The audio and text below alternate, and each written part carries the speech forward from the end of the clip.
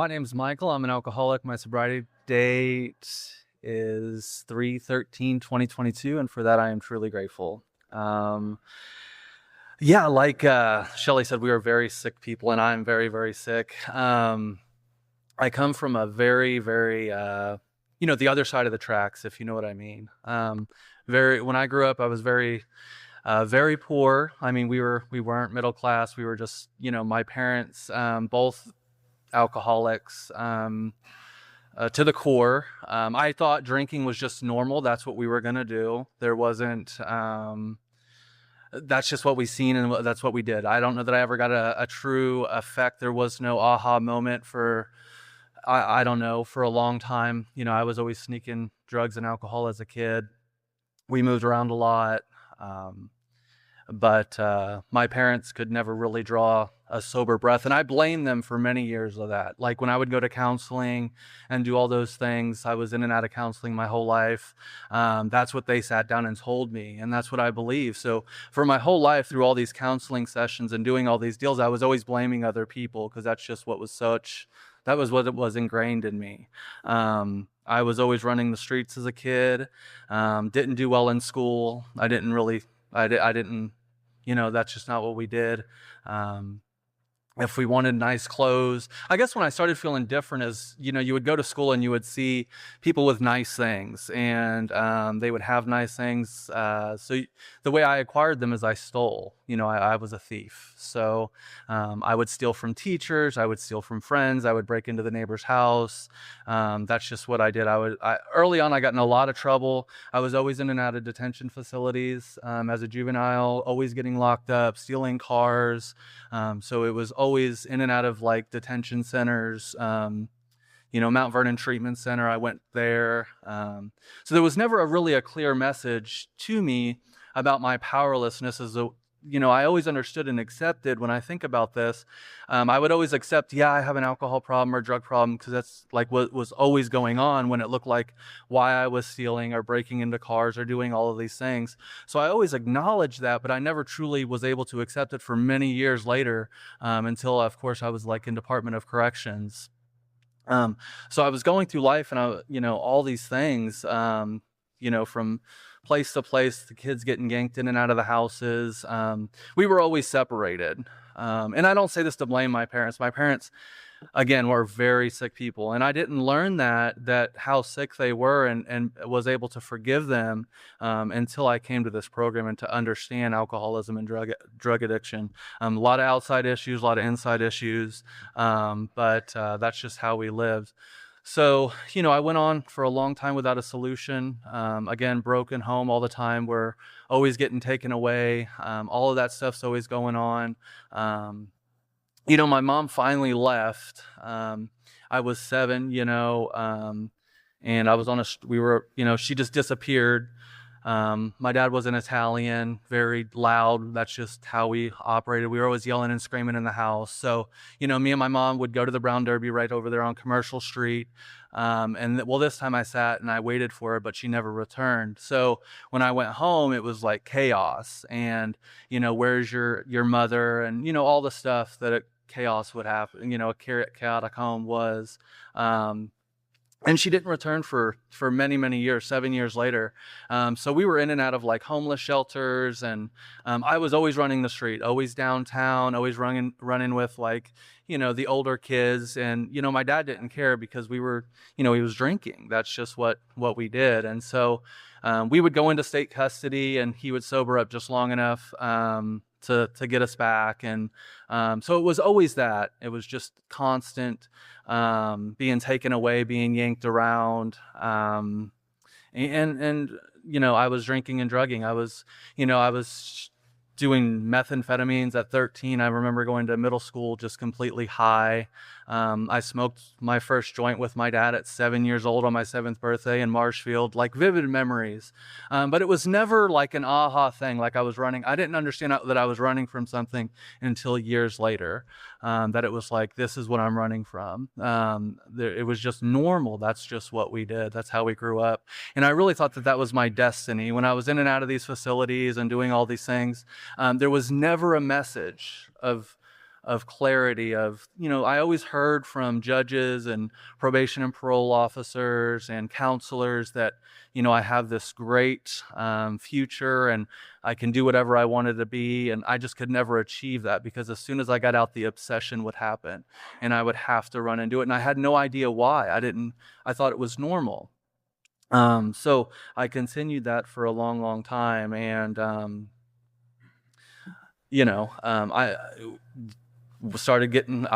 went from 17 from Mount Vernon Treatment Center. I ran from there.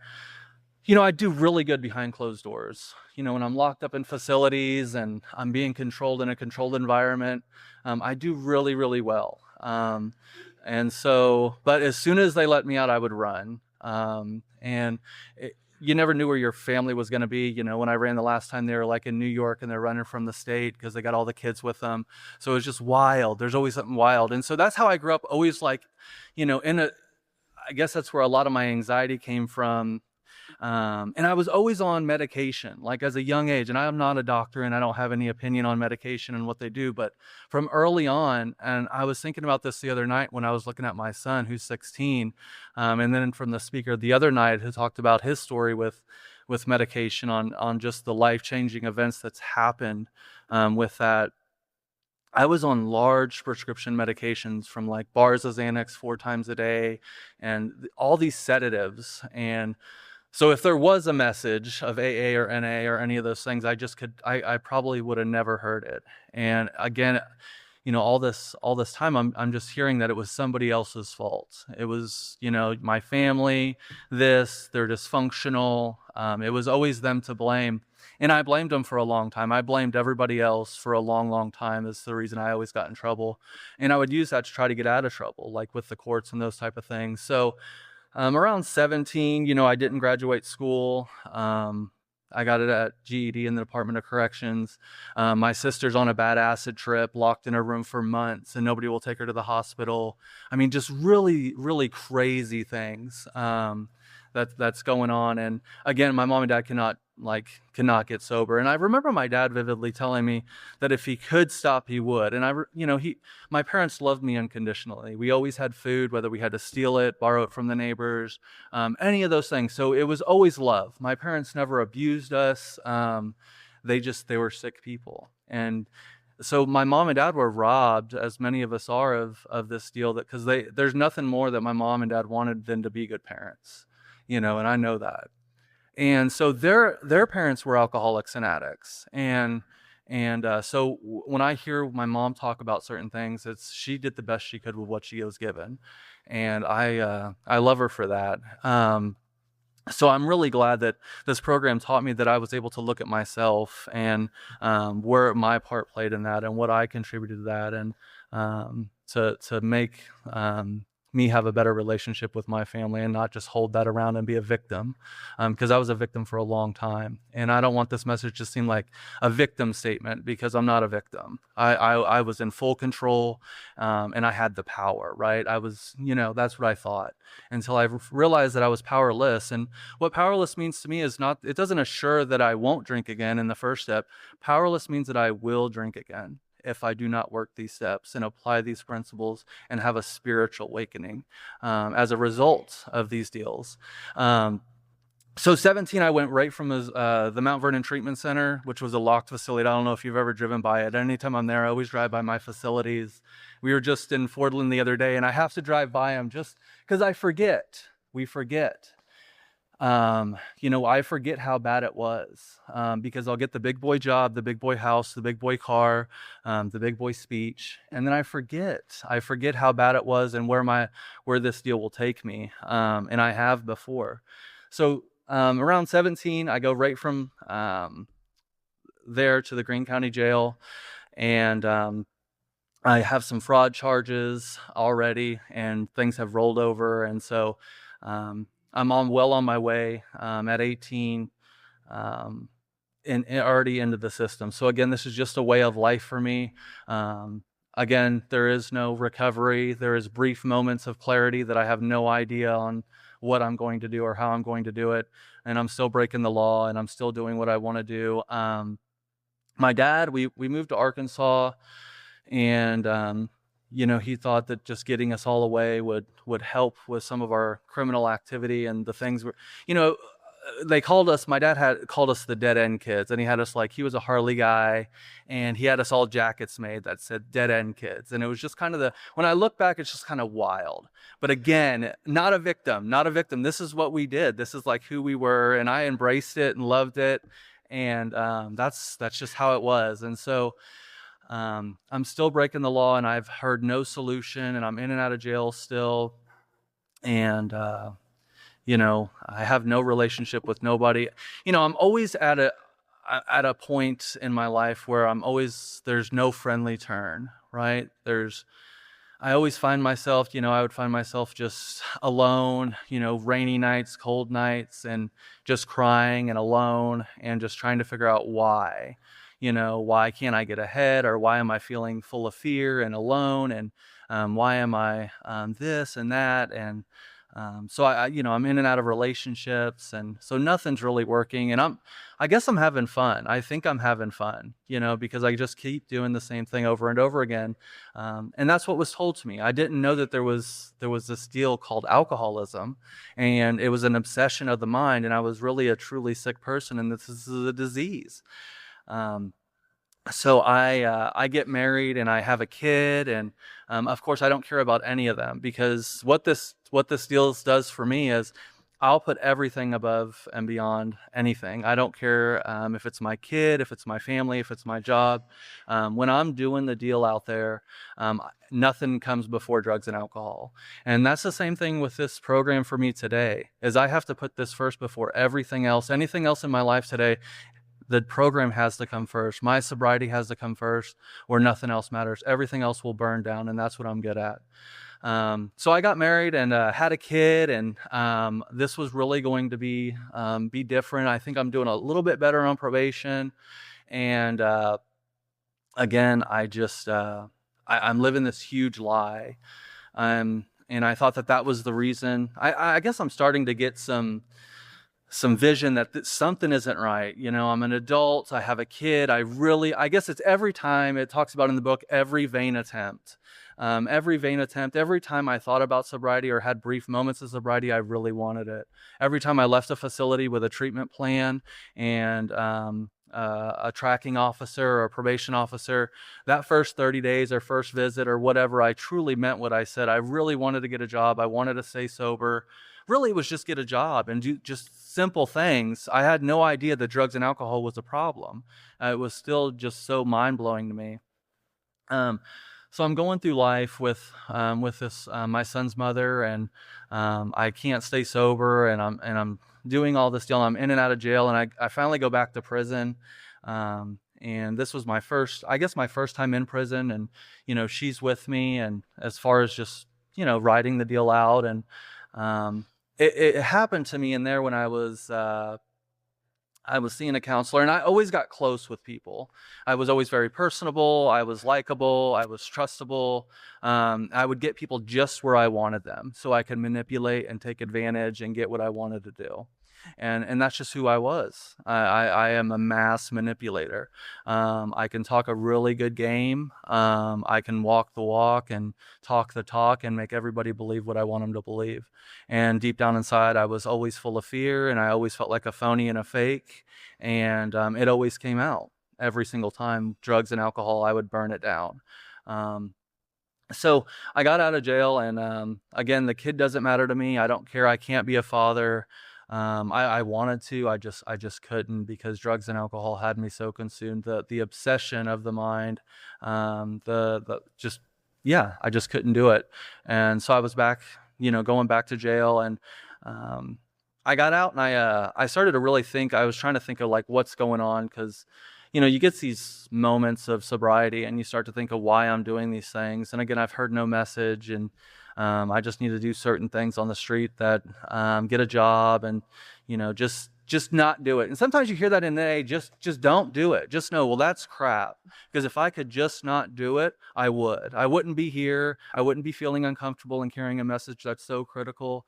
Because if it's just, you hear these messages, and I think people mean well. It's just sometimes people don't know what they're saying. And I'm sure I've been on that other side of the stick too. It's just, that's not how this works. We're sick alcoholic people. And I was very sick. And so when I hear those things, it always makes me cringe, because it's not something I want something to carry to a new person. Just think we have the power. So I had to make some difficult decisions, which was really easy for me because I was high and drunk. See, when it talks about in the promises, or I didn't put together something tonight. I just kind of am winging it. But you see, these promises come true when I do drugs and alcohol, to me, because I can feel when I take a drink, I comprehend the word serenity. And when I take sedatives, I know peace, right? I do. And then when I do cocaine or methamphetamines, I want to open a business with you, and my economic security goes out the window. So I get it. And so that's what I'm trying to replace here in the first step in the bedevilments on page 52 in the big book. And so that's when that got introduced to me. It all started making sense. It talks about, it's not just because when I get sober, when I'm sober, I can be just as sick in sobriety and dry as I am with drugs and alcohol. And the book talks about the spiritual, the psychic change, right?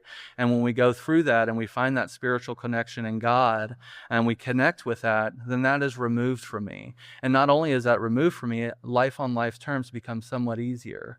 And I can start to deal with those things in ways that I was never able to before. And so, I admitted to Brian, I came out and I told her, I'm gay. And, it was the hardest thing I think I ever did. I thought it was just a phase that I was going through. I thought, and a counselor told me I had to do this. She wasn't going to let me off. There was some huge stipulation that I had to because I admitted to her, I had talked to her about it. And I was like, I have this feeling. And I'm living this huge lie. And she's like, this is the reason, this is what you have to do. And we're not going to allow you to do anything else until you move forward and do this. So it was kind of like a 4-step, I guess. It was like I was living this huge lie, and I was destroying this other person's life. And let me tell you about Jordan's mom. Jordan's mom used to be, my son's mother was an incredible person. Didn't do drugs or alcohol until she met me. And, there's no rhyme or reason. I don't know. I can't be the one the blame for that. But, I still weighs heavily on my heart as to why she went out and got, addicted to heroin and just bad. You just never know. It still sticks with me. And I know it's not my fault, but I sure do think about that often. And so we separate, and she's telling me that it's just a phase and that it doesn't matter. And I'm taking Xanax and doing all the stuff. And once again, I'm back to me, and I'm back off and running, and I don't have any responsibility, and nobody around me cares. And once again, I'm at an unfriendly crossroad. There's really no friendly turn here. So I go back to jail. Before that, I'm doing these wild things out there. I'm delusional at the fullest. I am I don't know. The doctor calls it multiple personality disorders. And so I don't know. I would dress up like a police officer, and I would have, lights in my cop car, right?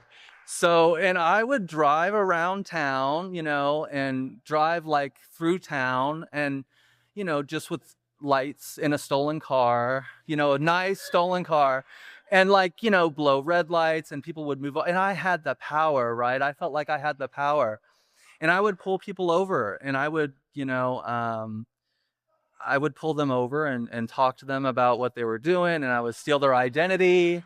And I would open up fraudulent, bank accounts in their name, and they just total craziness. And so eventually, a real cop pulled up, and, and put a stop to that. But it didn't stop there. So I go to jail for that. And, again, I'm left with no solution. I'm still just got me, and I've heard no message of recovery. I'm back to a treatment center again that's talking about nothing but a treatment plan and counselors and more medication. I need to stay on my meds, and so then we go to Arkansas. So now we're in Arkansas, and I'm living out there. It's way out in the middle of nowhere, and we have like a Geo Metro with no windows, and like donuts sometimes. And I'm driving all the way to Springfield, stealing gas when you could steal gas. Remember them days?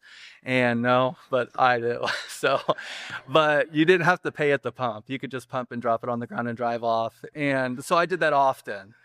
For my drugs and alcohol, because I had to come all the way to Springfield to get it, or I had to like drive to the state line to steal my alcohol because there was no other options there besides harder drugs. So that's just the length I went to. I could remember, it didn't matter, rain, sleet, shine, ice storms. I would get drugs and alcohol. I had to feed it.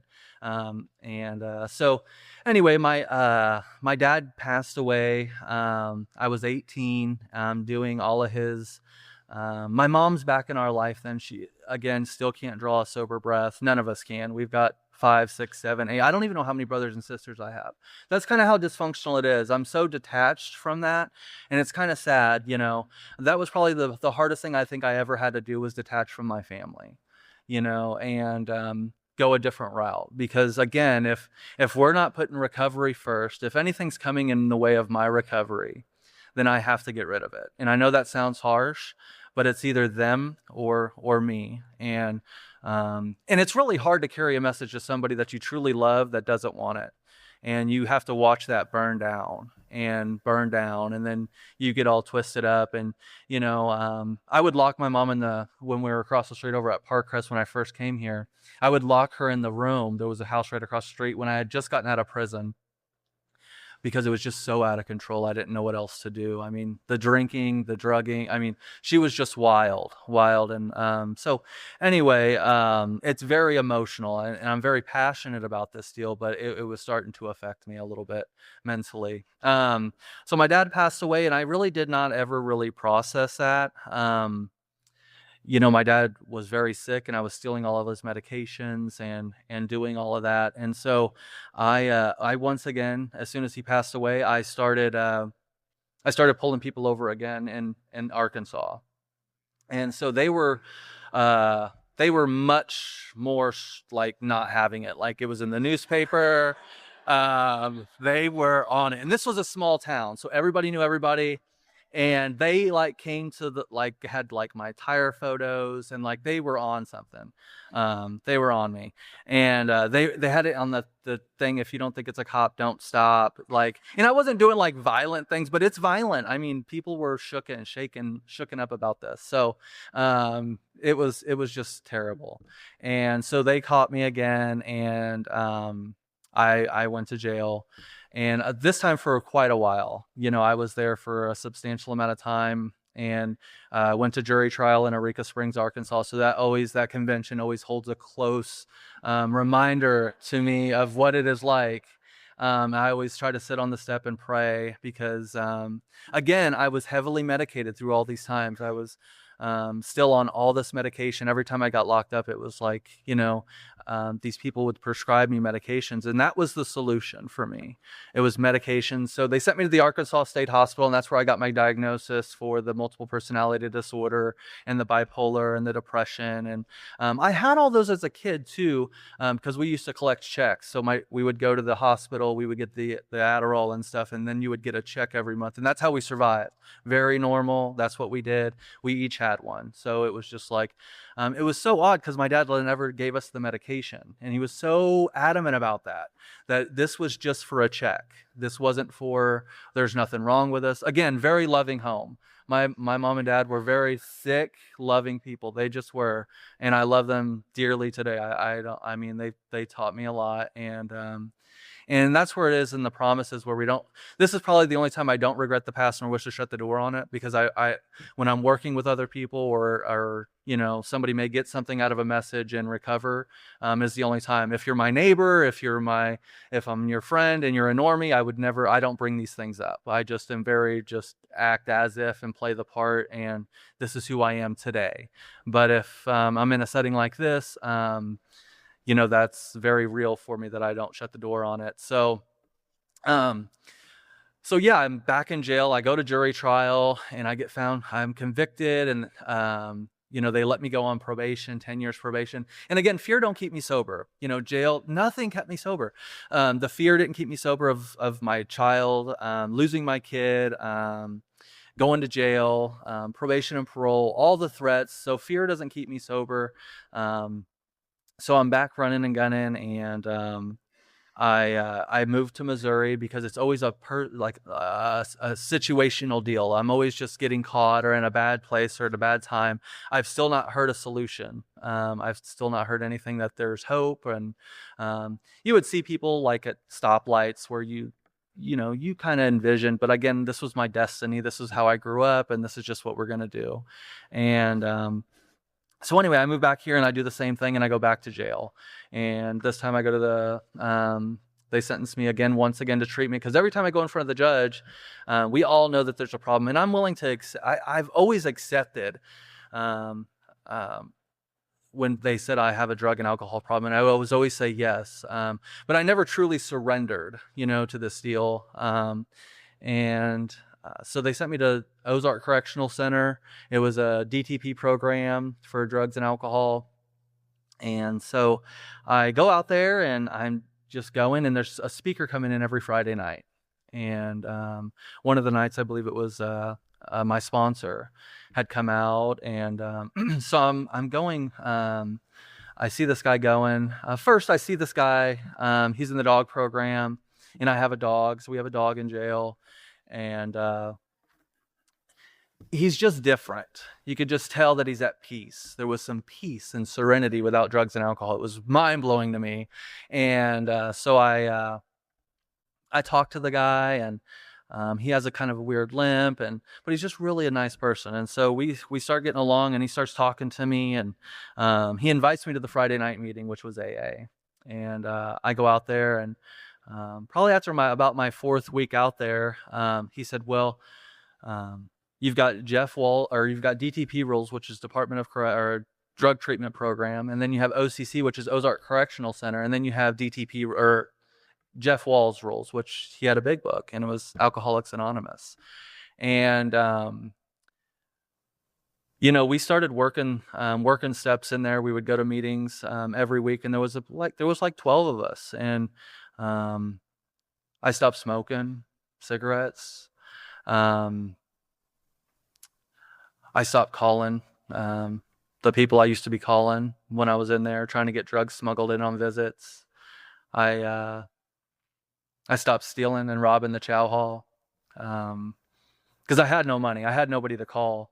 There was never anybody to call when I went to jail. Everybody, as soon as I got locked up, the family life went on. So there was just me, and I was always just stuck with me and just sitting and looking at me with all of the stuff it talks about on page 52. I always felt that. But nobody ever broke it down to me. I could never understand. I just thought it was the doctors just said, take these medications and do these deals and, good luck. And that's just kind of all it was for me. And I accepted that. I was totally okay with all this. This was solution. This was my life that I was already planned out. Anyway, I got out of there. Jeff Walls got out before me, and he told me what to do.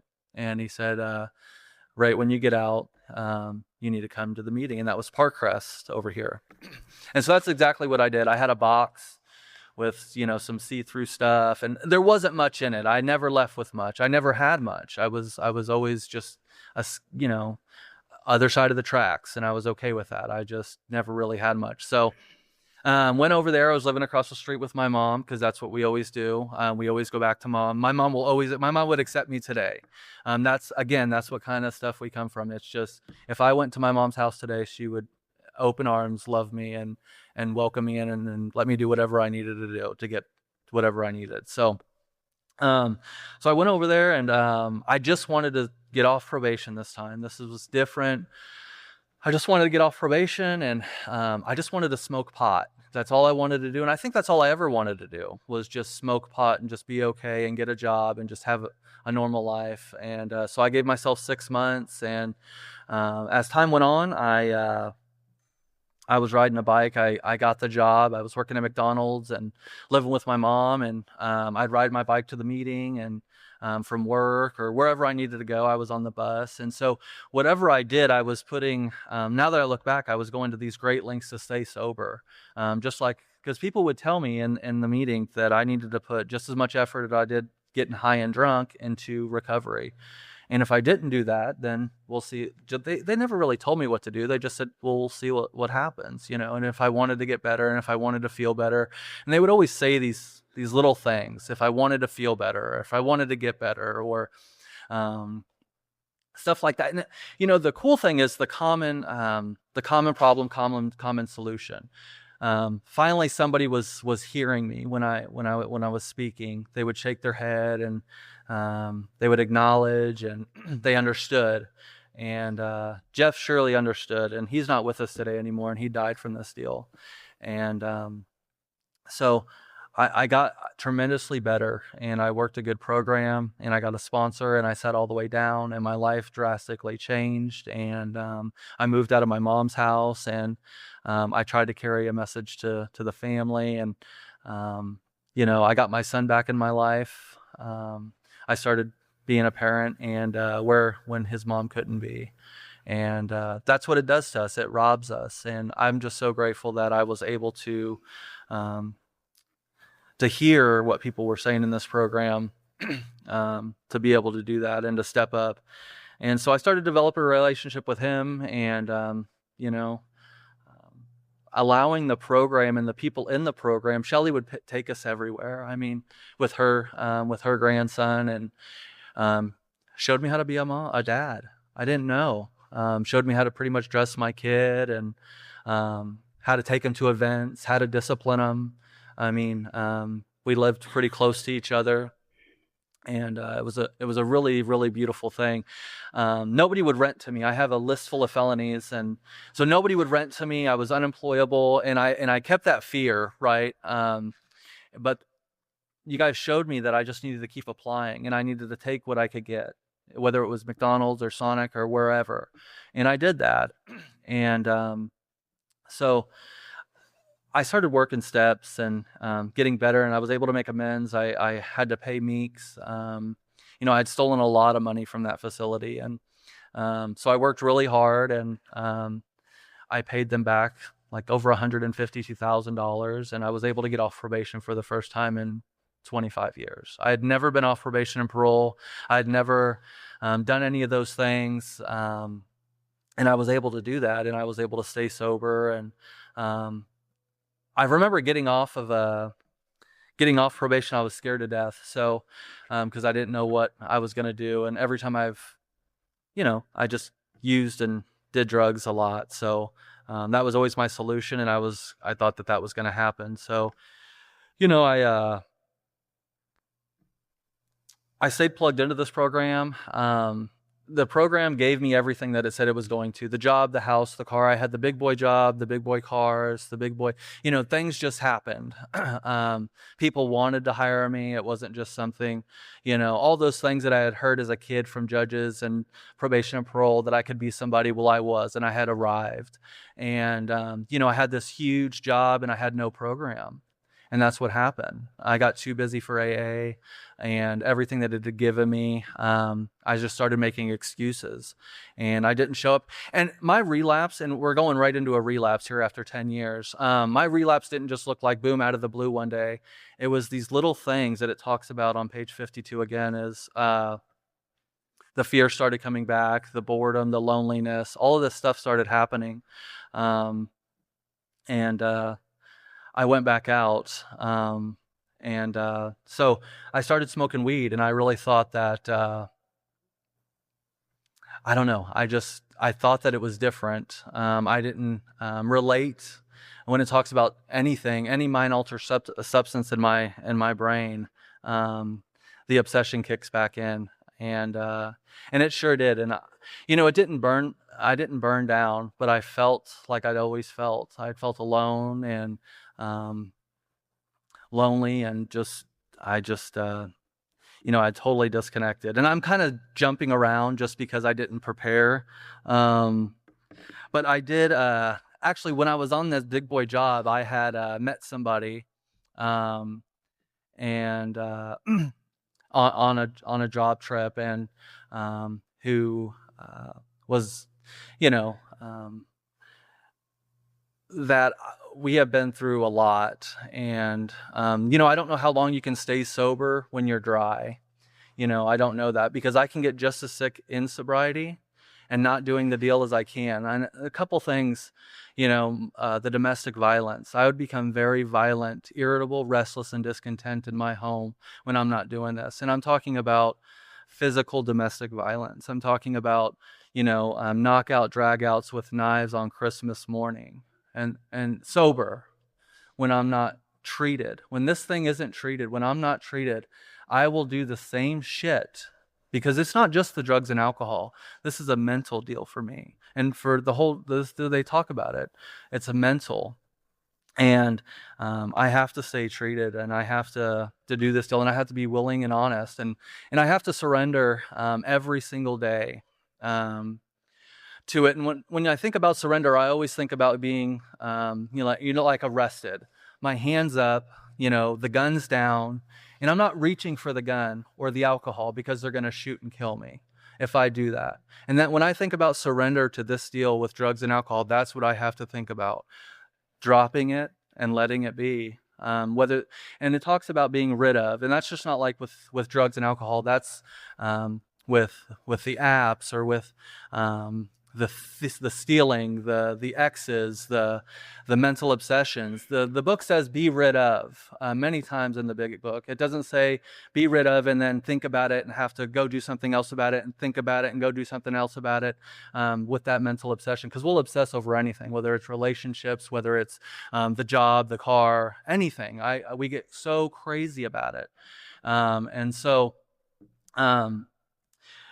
we've had a hell of a ride, and he's got almost 6 months of recovery, and we were able to stay together through this deal, through some really, really terrible times. And so when I relapsed, I stayed out for about 2 years, and I didn't do anything but smoke weed. It was like a subtle foe. I thought that it was okay, but I couldn't look myself in the mirror, and I had a head full of AA and lungs full of weed, and I just was sick. And it was just a matter of time before my whole life burned down, because that's the only thing I'm good at. I really am. I'll burn it down real quick. Physically, mentally, all of it. I'll just burn it down. So I got pretty sick, and the great thing is I was able to reach out to somebody in this program, and she was able to show up for me when I was able to show up for her. And that's the cool deal about this deal is she was able to get me back in here. And I'm so grateful for that experience, because it just humbled me, and it showed me a lot of the things that I was doing wrong, and it opened my eyes to a lot of the stuff that I needed to address, that I didn't work a thorough first step, and nor was I honest in the beginning. There's stuff I hold on to, and whatever I'm trying to hold on to, it'll be the first to go. And so coming back in and just really getting honest with myself, and trying to do things differently has been life-changing. I have a really good relationship with my mom today. The program has given me a lot of freedom. I've not been on any kind of probation or parole. I'm able to help a lot of people, take meetings into different recovery centers and stuff like that, and that's really cool. It's I talked about my mom, and I kind of dogged on them in the beginning, but today my mom has more sobriety than I do, and that's because of this program. And she looks back and she regrets a lot of the thing. We just have a really beautiful relationship today. Some of there's an officer that used to run my correctional facility that used to open our gates so we could go to chow. Today, he lets me in the gate to where I live. And the program has just given me so much. But really the bondage from self, the way I felt, the way I feel, the feelings, it's given me a connection with a higher power that has saved my life, because without the higher power, I can't do this deal. I can't carry a message. I can't be a father. I can't stay sober. As soon as I think I got the power, I always try to get the power. The power of what it talks about is the dilemma, and I try to get that back every single day. And so I have to remember, I have to accept, not just accept, but surrender and become willing to go to any length to stay sober if I want to. This deal is not for everybody. There's a lot of people that go out and die every single day. We're a small percentage that make it. Why some of us make it and some of us don't, I don't know. It breaks my heart. I don't know why was the chosen one and got this deal and sat down and came in and was able to relapse and come back in humbly. It still baffles me. But I know if I don't do this thing, it will burn down. And if I don't stay plugged in, I'll burn it down sober.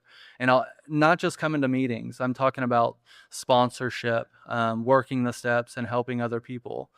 Because if I don't help other people and I don't get up here and do this uncomfortable stuff that I have to do, the message stops. And when the message stops, nobody gets help. And I'm so grateful that you guys showed up for me when nobody else would, when there was never no friendly place. There was no other friendly place to go. I had exhausted them. Jails, institutions, state facilities. I will close with something off page 417.